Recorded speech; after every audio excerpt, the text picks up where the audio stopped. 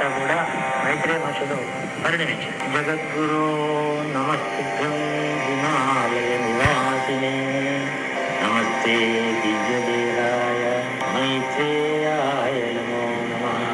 నమో ప్రేమ స్వరూపాయ మాయామోహవిదారిణే నిర్మలాయ ప్రశాంతాయ మైత్రేయాయ నమో నమః. నమో బోధిసత్వాయ నమః పుణ్యమూర్తయే పూర్ణానంద స్వరూపాయ మైత్రేయాయ నమో నమః. సిద్ధి బుద్ధి ప్రయుక్తాయ సిద్ధి బుద్ధి ప్రదాయినే అవధీతి వినాశాయ మైత్రేయాయ నమో నమః.